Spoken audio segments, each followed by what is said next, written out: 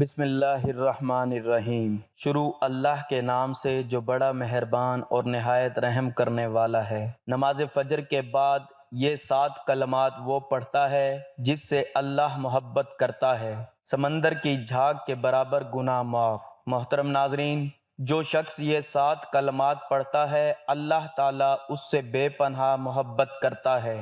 ناظرین، اللہ تعالیٰ اپنے جن بندوں سے محبت کرتا ہے، جنہیں اپنے قریب کرنا چاہتا ہے، جنہیں اپنے پسندیدہ بندوں میں شامل چاہتا ہے، تو اللہ تعالیٰ انہیں یہ 7 کلمات پڑھنے کی توفیق دیتا ہے۔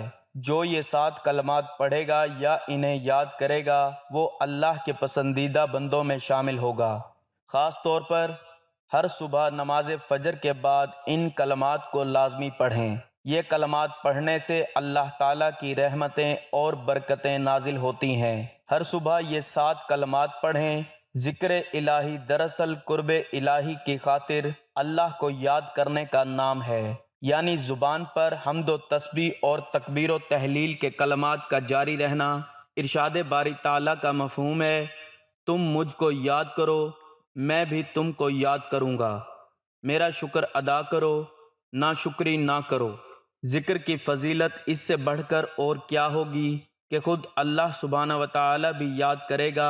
پھر ارشاد باری تعالیٰ ہے کہ شکر کرو، ناشکری نہ کرو۔ شکر کا مطلب ہے کہ اللہ کی دی ہوئی نعمتوں اور خداداد صلاحیتوں اور قوتوں کا اعتراف کرنا اور زبان سے تعریفی کلمات کا ادا کرنا۔ ان قوتوں اور صلاحیتوں کو اللہ کی نافرمانی میں صرف کرنا اللہ کی ناشکری یعنی کفران نعمت ہے، جس سے بچنے کا حکم دیا گیا ہے۔ یہاں پر ذکر اور شکر کا حکم ایک ساتھ دیا گیا ہے، دونوں میں بہت مشابہت و مناسبت ہے۔ اللہ رب العزت کی حمد و ثنا اور تسبیح و تہلیل میں شکر کے کلمات بھی پنہاں ہیں۔ ذکر الہی دائمی عبادت ہے، جیسا کہ سورۃ العمران میں ارشاد باری تعالیٰ کا مفہوم ہے، ذکر الہی مومن کا وصف امتیازی ہے۔ ایک اور جگہ فرمان الہی کا مفہوم ہے، بکثرت اللہ کا ذکر کرو، بہت ممکن ہے فلاح نصیب ہو جائے۔ حضرت عمر رضی اللہ تعالیٰ عنہ نے رسول کریم صلی اللہ علیہ وآلہ وسلم سے پوچھا، یا رسول اللہ صلی اللہ علیہ وآلہ وسلم، ہم کون سے مال جمع کریں؟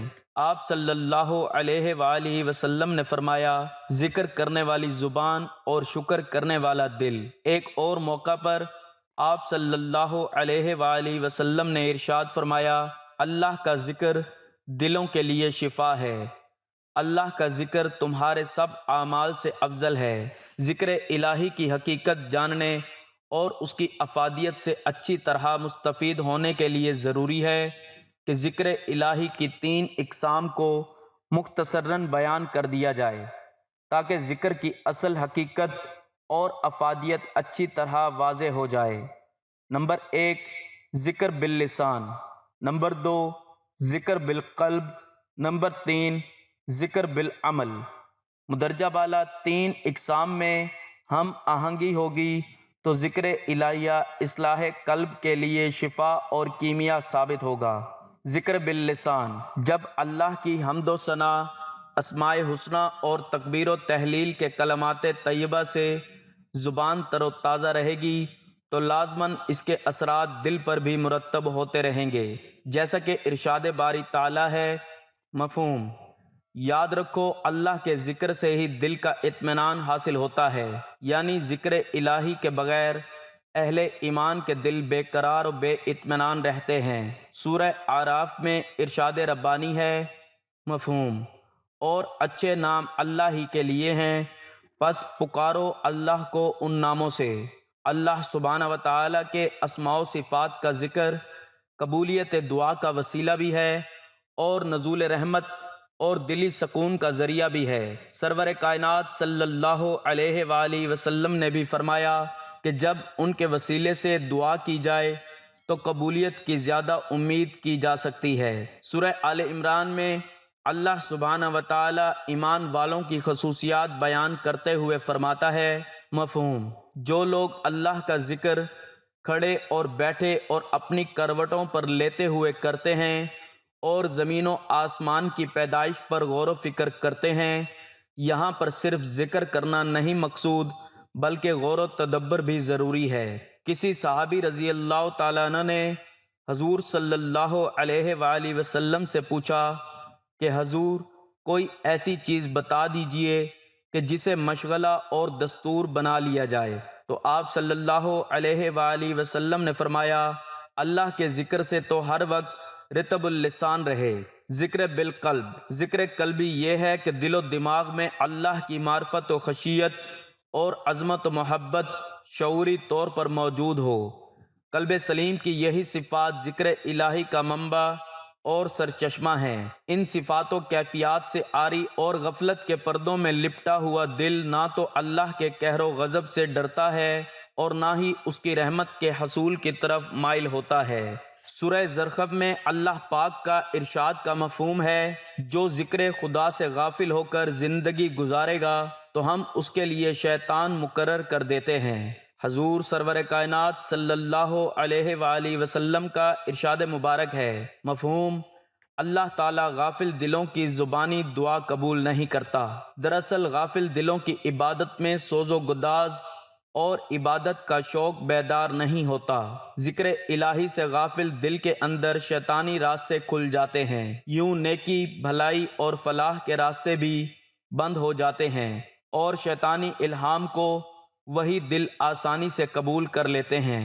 ذکر بالعمل، ذکر باللسان اور ذکر قلبی سے اللہ کی ہستی کا تصور اور عقائد مزید پختہ و راسخ ہو جاتے ہیں۔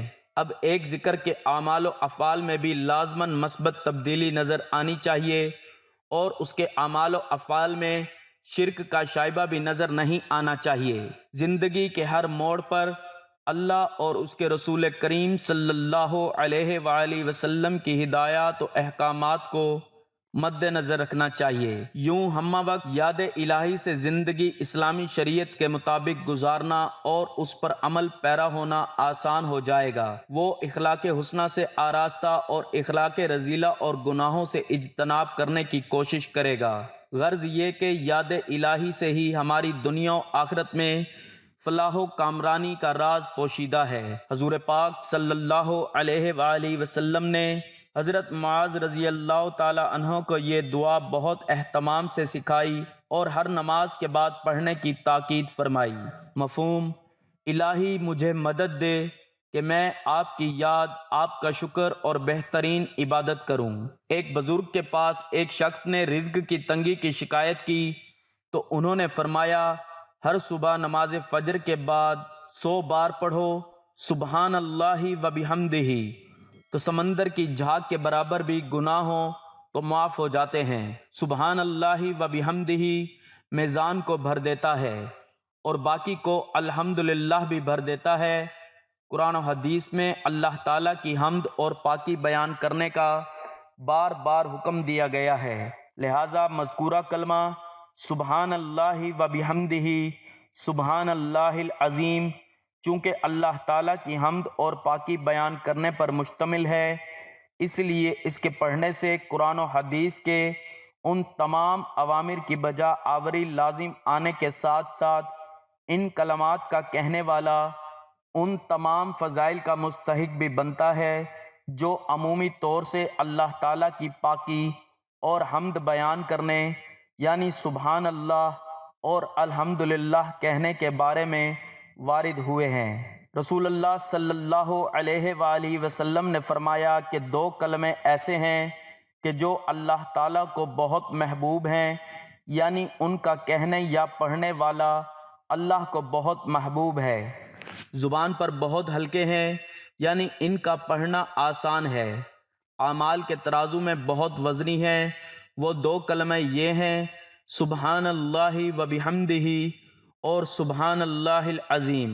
ترجمہ: رسول اللہ صلی اللہ علیہ وآلہ وسلم نے فرمایا کہ جو شخص بھی سبحان اللہ و بحمدہ ایک دن میں 100 مرتبہ پڑھے تو اس کے صغیرہ گناہ مٹا دیے جائیں گے، چاہے اس کے گناہ سمندر کی جھاگ کے برابر ہی کیوں نہ ہوں۔ ترجمہ: رسول اللہ صلی اللہ علیہ وآلہ وسلم نے فرمایا کہ جو شخص بھی صبح و شام سبحان اللہ و بحمدہ 100 مرتبہ پڑھے تو قیامت کے دن اس سے افضل عمل کسی کا نہیں ہوگا سوائے اس شخص کے جس نے اس کے برابر یا اس سے زیادہ ان کلمات کو پڑھا ہو۔ حضرت جویریہ رضی اللہ تعالی عنہا بیان کرتی ہیں کہ حضور نبی اکرم صلی اللہ علیہ وآلہ وسلم صبح کی نماز پڑھنے کے بعد صبح ہی ان کے پاس سے چلے گئے اور وہ اس وقت اپنی نماز کی جگہ پر بیٹھی تھیں۔ پھر آپ دن چڑھے تشریف لائے اور وہ وہیں بیٹھی ہوئی تھیں۔ آپ صلی اللہ علیہ وآلہ وسلم نے فرمایا، کیا جس وقت سے میں تم کو چھوڑ کر گیا ہوں تم اسی طرح بیٹھی ہوئی ہو؟ حضرت جویریہ رضی اللہ تعالی عنہا نے عرض کیا، جی۔ تو نبی اکرم صلی اللہ علیہ وآلہ وسلم نے فرمایا، میں نے تمہارے بعد یعنی تم سے جدا ہونے کے بعد 4 ایسے کلمات 3 بار کہے ہیں کہ جو کچھ تم نے صبح سے اب تک پڑھا ہے اگر اس کا ان کلمات کے ساتھ وزن کرو تو ان کلمات کا وزن زیادہ ہوگا۔ وہ کلمات یہ ہیں: سبحان اللہ و بحمدہ عدد خلقہ ورضا نفسہ وزینت عرشہ ومداد کلمات۔ سبحان اللہ و بحمدہ عدد خلقہ ورضا نفسہ وزینت عرشہ ومداد کلماتہ۔ اللہ کی حمد اور تسبیح ہے اس کی مخلوق کے عدد، اس کی رضا، اس کے عرش کے وزن اور اس کے کلمات کی سیاہی کے برابر۔ حضرت جابر رضی اللہ تعالی عنہ سے مروی ہے کہ حضور نبی اکرم صلی اللہ علیہ وآلہ وسلم نے فرمایا، جس نے کہا سبحان اللہ و بحمدہ اس کے لیے جنت میں ایک کھجور کا ایک درخت لگا دیا گیا۔ رسول اللہ صلی اللہ علیہ وآلہ وسلم نے ایک دن صحابہ کرام رضوان اللہ علیہم اجمعین سے فرمایا کہ سبحان اللہ و بحمدہ 100 مرتبہ پڑھو۔ جس نے اسے 1 مرتبہ پڑھا اس کے لیے 10 نیکیاں لکھی جائیں گی، اور جس نے اسے 10 مرتبہ پڑھا اس کے لیے 100 نیکیاں لکھی جائیں گی، اور جس نے اسے 100 مرتبہ پڑھا اس کے لیے 1000 نیکیاں لکھی جائیں گی، اور جو زیادہ پڑھے گا تو اللہ رب العزت بھی اسے زیادہ عطا کریں گے، اور جو اللہ رب العزت سے بخشش طلب کرے گا تو اللہ رب العزت اسے بخش دیں گے۔ نمبر 2، لا حول ولا قوت الا باللہ۔ حضور نبی کریم صلی اللہ علیہ وآلہ وسلم نے فرمایا، لا حول ولا قوت الا باللہ دنیا اور آخرت کی بیماریوں کی دعا ہے، جن میں سب سے ادنا بیماری غم ہے، چاہے دنیا کا ہو یا آخرت کا۔ یہ بہت برکت والا کلمہ ہے، جو کوئی بھی بندہ ہمیشہ اس کلمہ کو پڑھتا ہے اس پر رزق کی بارش برستی ہے، ہر بلا سے محفوظ رہتا ہے، اللہ تعالیٰ خوش ہو کر سب گناہ معاف فرما دیتا ہے۔ اللہ تعالیٰ کے سامنے اظہار عاجزی و انکساری اور سب کچھ اللہ تعالیٰ کے سپرد کرنے کی تعلیمات میں نبی کریم صلی اللہ علیہ وآلہ وسلم کی صحابہ کرام کو کی ہوئی نصیحتیں بھی شامل ہیں کہ صحابہ ان پر دل و جان، قولاً اور فعلاً عمل کریں، اٹھتے بیٹھتے اسی میں رنگے رہیں۔ آپ صلی اللہ علیہ وآلہ وسلم نے ابو موسیٰ رضی اللہ تعالی عنہ کو فرمایا تھا کہ تم لا حول ولا قوت الا باللہ نیکی کرنے کی طاقت اور برائی سے بچنے کی ہمت اللہ کے بغیر ممکن نہیں کہا کرو، کیونکہ یہ جنت کے خزانوں میں سے ایک خزانہ ہے۔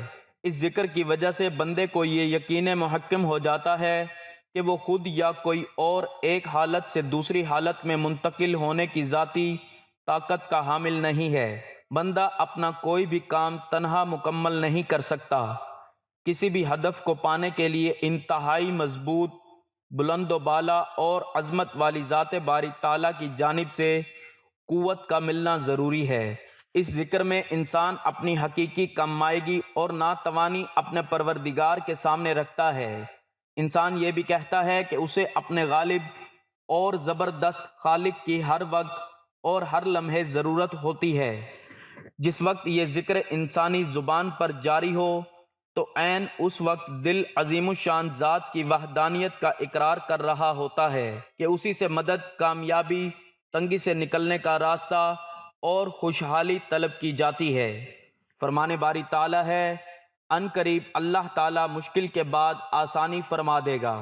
امام ابن قیم رحمۃ اللہ علیہ کہتے ہیں مشکلات کا مقابلہ کرنے اور مصیبتیں جھیلنے کے لیے اس لا حول ولا قوت الا باللہ ذکر کی حیران کر دینے والی اثر انگیزی ہے۔ نیز بادشاہوں اور باروب شخصیات کے سامنے جانے اور پرخطر امور میں بھی یہ ذکر مؤثر ہے۔ عوف بن مالک کے بیٹے سالم کو مشرکوں نے قید کر لیا تو وہ نبی کریم صلی اللہ علیہ وآلہ وسلم کے پاس آئے اور کہا، اللہ کے رسول، میرے بیٹے کو دشمنوں نے قید کر لیا ہے اور گھر میں بھی فاقہ کشی ہے۔ اس پر رسول اللہ صلی اللہ علیہ وآلہ وسلم نے فرمایا، آل محمد کے پاس بھی کل شام تک ایک مد دونوں ہاتھوں کے بھراؤ کے برابر غلہ تھا۔ تقوی الہی اختیار کرو اور صبر سے کام لو اور لا حول ولا قوت الا باللہ کثرت سے کہو۔ ایک روایت میں یہ بھی ہے کہ آپ صلی اللہ علیہ وآلہ وسلم نے انہیں اور ان کے بیٹے کی ماں کو بھی کثرت سے اس ذکر کا حکم دیا۔ اس پر انہوں نے عمل کیا۔ عوف بن مالک رضی اللہ تعالیٰ عنہ اپنے گھر میں ہی تھے کہ ان کا بیٹا واپس آ گیا اور دشمن کو پتہ بھی نہ چلا۔ ساتھ میں وہ دشمن کے اونٹ بھی اپنے والد کے پاس لے آئے۔ ان دنوں ان کی مالی حالت بہت پتلی تھی، اس کے باوجود وہ رسول اللہ صلی اللہ علیہ وآلہ وسلم کے پاس آئے اور بیٹے کے بارے میں خبر بتلائی اور یہ بھی بتلایا کہ وہ ساتھ میں دشمن کے اونٹ لے آیا ہے۔ آپ صلی اللہ علیہ وآلہ وسلم نے فرمایا، تمہیں اختیار ہے، ان کا جو مرضی کرو جیسے تم اپنے اونٹوں کے ساتھ کرتے تھے۔ اور اس پر یہ آیات نازل ہوئیں، اور جو اللہ سے ڈرے تو اللہ اس کے لیے نکلنے کا راستہ بنا دیتا ہے اور وہ اسے ایسی جگہ سے رزق عطا فرماتا ہے جہاں سے اسے گمان بھی نہیں ہوتا۔ مسلمانوں، ہر وقت اور ہر آن اس عظیم ذکر کی پابندی کرو۔ حاضر قلبی کے ساتھ زبان سے اسے پڑھو اور اپنی حالت سے اس ذکر کی تصدیق پیش کرو، کیونکہ اس کے فوائد اور فضائل بہت زیادہ ہیں۔ رسول اللہ صلی اللہ علیہ وآلہ وسلم کا فرمان ہے، اس دھرتی پر کوئی بھی شخص لا الہ الا اللہ واللہ اکبر وسبحان اللہ والحمد للہ ولا حول ولا قوت الا باللہ، اللہ کے سوا کوئی معبود حقیقی نہیں، اللہ بہت بڑا، اللہ پاک ہے، تمام تعریفیں اللہ کے لیے ہیں، نیکی کرنے کی طاقت اور برائی سے بچنے کی ہمت اللہ کے بغیر ممکن نہیں، کہے تو اس کے سارے گناہ معاف کر دیے جاتے ہیں، چاہے سمندر کی جھاگ کے برابر ہی کیوں نہ ہوں۔ یہ ذکر بندے کے لیے خیر و بھلائی اور بندے کے مال و متاع کے تحفظ کا باعث بھی ہے۔ رسول اللہ صلی اللہ علیہ وآلہ وسلم کا فرمان ہے، جو شخص گھر سے نکلتے ہوئے کہے بسم اللہ توکلت علی اللہ لا حول ولا قوت الا باللہ، اللہ کے نام سے شروع کرتا ہوں اور اللہ تعالیٰ پر ہی بھروسہ رکھتا ہوں، نیکی کرنے کی طاقت اور برائی سے بچنے کی ہمت اللہ کے بغیر ممکن نہیں، تو اسے کہا جاتا ہے تمہارے لیے اللہ کافی ہے، تمہیں محفوظ کر دیا گیا ہے اور تمہاری رہنمائی کر دی گئی، نیز شیطان اس سے دور ہٹ جاتا ہے۔ اس لیے کہ سب کچھ اللہ کے سپرد کر کے ہر چیز اللہ تعالیٰ کے حوالے کرنا اس ذکر کا تقاضا ہے، اور یہ کہ بندے کے ہاتھ میں کچھ نہیں ہے، تمام معاملات کی باغ دوڑ اللہ تعالیٰ کے ہاتھ میں ہے، تمام مخلوقات کے امور اللہ تعالیٰ کے فیصلوں اور تقدیر کے ساتھ منسلک ہیں، کوئی بھی اس کے حکم پر نظر ثانی نہیں کر سکتا۔ نمبر 3، استغفر اللہ۔ حضور صلی اللہ علیہ وآلہ وسلم نے فرمایا کہ جو کوئی بھی پابندی سے استغفار کرتا ہے، اللہ تعالیٰ اس کی ہر مشکل، ہر غم اور رزق کی تنگی سے نجات دیتا ہے۔ جب انسان خطا کا پتلا ہے تو ان خطاؤں کے ازالے کے لیے قرآن کریم نے ہدایت دی اور رہنمائی کی۔ چنانچہ سورہ آل عمران کی ایک آیت میں اللہ تعالیٰ فرماتا ہے کہ میرے کچھ بندے ایسے ہیں جن کا حال یہ ہے کہ اگر کبھی کوئی گناہ کا کام ان سے ہو جاتا ہے یا ان سے کوئی گناہ ہو جاتا ہے، یعنی وہ اپنے اوپر ظلم کر لیتے ہیں، تو فوراً اللہ تعالیٰ انہیں یاد آ جاتا ہے اور وہ اللہ سے اپنے اس گناہ کی معافی مانگنے لگ جاتے ہیں، استغفار کرتے ہیں، کیونکہ وہ جانتے ہیں کہ اللہ کے سوا اور کون ہے جو گناہ معاف کر سکتا ہو، اور یہ لوگ کبھی جان بوجھ کر اپنے گناہوں پر اصرار نہیں کرتے، اس آیت میں اللہ نے یہ بیان فرمایا ہے کہ کسی سے گناہ سرزد ہو جائے تو اسے چاہیے فوراً اللہ کو یاد کرے۔ ایسے لوگ اللہ کو بہت پسند ہیں۔ یہ لوگ گناہ کے بعد فوراً توبہ اور استغفار کرنے لگتے ہیں، اللہ کی طرف رجوع کرتے ہیں، گناہوں پر جمتے نہیں ہیں۔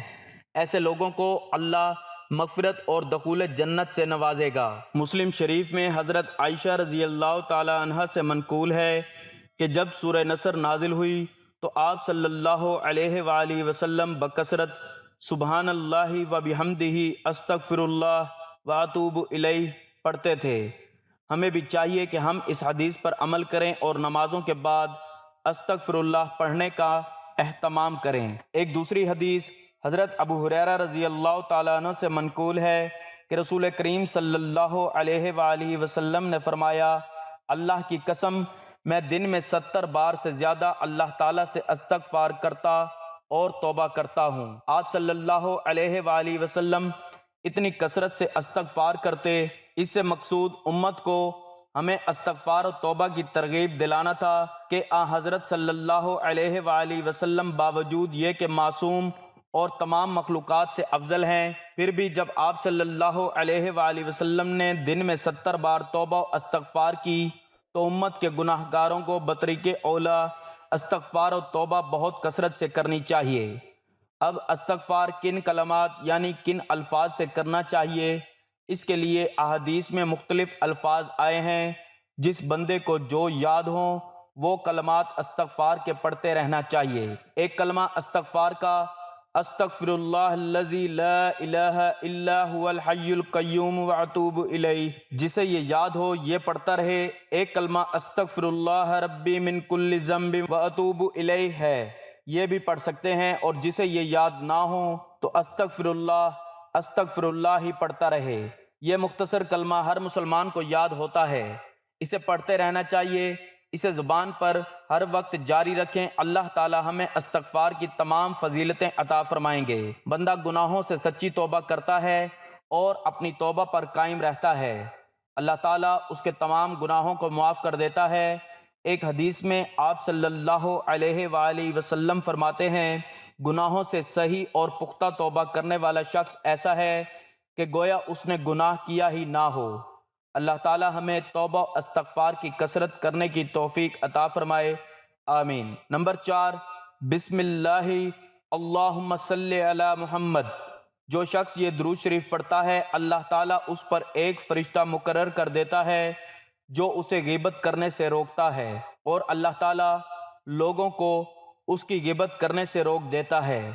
نبی اکرم صلی اللہ علیہ وآلہ وسلم جب مسجد میں داخل ہوتے تو یہ دعا پڑھتے، بسم اللہ اللہم صلی علی محمد، اللہ کے نام کے ساتھ اے اللہ محمد صلی اللہ علیہ وآلہ وسلم پر رحمت نازل فرما۔ یہ 4 کلمات اس قدر جامع ہیں کہ اللہ تعالیٰ کی تمام مثبت و منفی صفات پر حاوی ہیں۔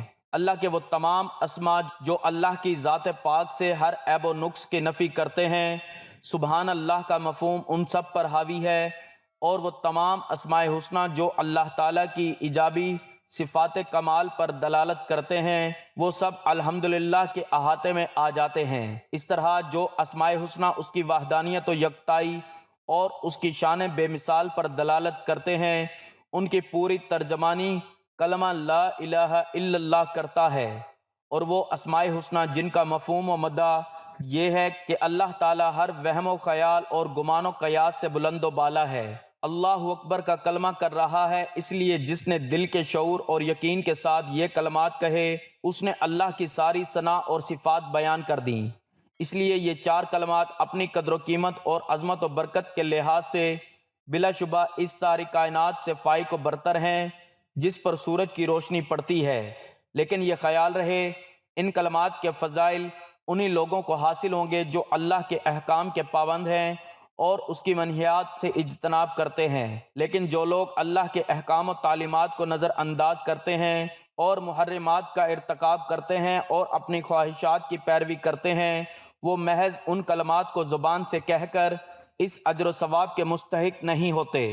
اللہ پاک ہے، تعریف اللہ کے لیے ہے، اور اللہ کے علاوہ اور کوئی معبود برحق نہیں، اور اللہ ہی سب سے بڑا ہے۔ کہتا ہوں نمبر 5، لا الہ الا اللہ۔ حضرت ابو ہریرہ رضی اللہ تعالیٰ عنہ سے روایت ہے کہ حضور نبی کریم صلی اللہ علیہ وآلہ وسلم نے فرمایا، جب بندہ صدق دل سے لا الہ الا اللہ کہتا ہے تو اس کے لیے آسمان کے دروازے کھول دیے جاتے ہیں یہاں تک کہ وہ عرش تک پہنچ جاتا ہے۔ صحیح مسلم میں سمرہ بن جندب رضی اللہ تعالیٰ عنہ سے مروی ہے کہ رسول کریم صلی اللہ علیہ وآلہ وسلم نے فرمایا، بہترین اور اللہ کو سب سے زیادہ محبوب کلمات 4 ہیں۔ نمبر 1، سبحان اللہ، اللہ ہر عیب اور شرکا سے پاک ہے۔ نمبر 2، الحمدللہ، الوہیت کی کل صفات اللہ ہی کے لیے ہیں۔ نمبر 3، لا الہ الا اللہ، اللہ کے سوا کوئی دوسرا عبادت کے لائق نہیں۔ نمبر 4، اللہ اکبر، اللہ سب سے بڑا ہے۔ مندرجہ بالا 4 کلمات میں باری تعالیٰ کی توحید و تکبیر اور تسبیح و حمد بیان ہوئی ہے، اس لیے یہ اللہ کے دربار میں بہترین و پسندیدہ ترین کلمات ہیں اور ان کا ذکر اسم اعظم کا ذکر ہے۔ رسول پاک صلی اللہ علیہ وآلہ وسلم نے اپنی بیٹی فاطمہ رضی اللہ تعالی عنہا اور ان کے شوہر حضرت علی رضی اللہ تعالی عنہ کو ہدایت کی تھی کہ جب تم سونے لگو تو ان کلمات کو پڑھ لیا کرو، جسے ہم تسبیح فاطمہ کے نام سے موسوم کرتے ہیں۔ نمبر 6، اللہ اکبر، اللہ سب سے بڑا ہے، اللہ کو یہ تسبیح بہت پسند ہے۔ نمبر 7، الحمدللہ، سب سے پیارا اقرار جو اللہ کے قریب کر دیتا ہے، تو یہ 7 کلمات صبح نماز فجر کے بعد ضرور پڑھیں، انشاءاللہ آپ کو بہت فائدہ ہوگا۔ اللہ تعالی ہم سب کو اپنی رحمت کے سائے میں رکھے، آمین۔ دعا ہے کہ اللہ تعالی میرا سنانا اور آپ کا سننا اپنی بارگاہ میں قبول و منظور فرمائے، آمین۔ ناظرین، گزارش ہے کہ اللہ تعالیٰ کے 99 ناموں میں سے کوئی ایک نام لکھ کر کمنٹس میں ضرور شیئر کریں۔ اللہ تعالی ہم سب کا حامی و ناصر ہو، آمین۔ جزاک اللہ۔